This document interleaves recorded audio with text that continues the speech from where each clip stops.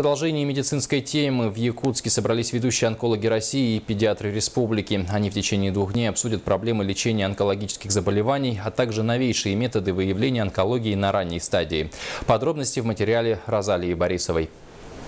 Семинар собрал врачей и педиатров со всей республики и ведущих специалистов России. Сегодня Якутия направлена на диагностирование и лечение онкологии и гематологии на ранней стадии. Как признаются врачи-онкологи, у республики хорошие показатели, и рак уже не является неизлечимой болезнью. Главное, чтобы ребенка выявить, лечить его вовремя.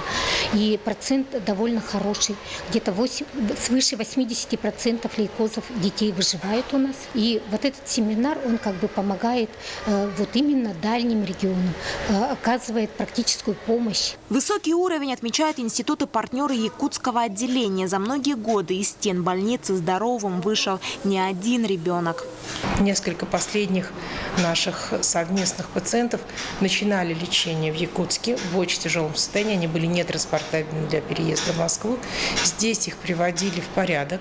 Здесь проводили необходимые мероприятия. После этого пациенты с родителями спокойно приезжали в Москву, получали тот этап лечения, который необходим, и возвращались в Якутию на долечивание. 7-8 детей из 10, как показывает статистика, обязательно выздоравливают. Но на этом, как правило, походы в больницы не кончаются. После выздоровления возникает другая проблема – борьба с побочным эффектом.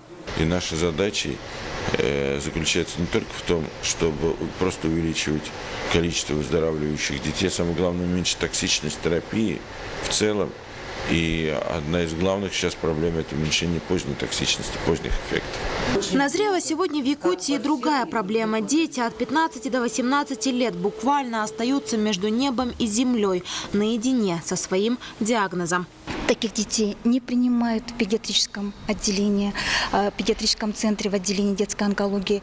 И в то же время онкологический диспансер, он не принимает их, потому что у них нет лицензии, нет детского онколога. И ОМС им не оплачивает лечение таких детей. Поэтому я очень надеюсь, что этот семинар будет точкой отсчета для того, чтобы были хорошие изменения у нас в детской онкологии. В течение 2 дней на конференции ведущие онкологи России поделятся опытом с районными педиатрами, помогут выявлять онкологические заболевания на местах на ранней стадии. Также обсудят вопросы сопроводительной терапии и улучшения специализированной помощи.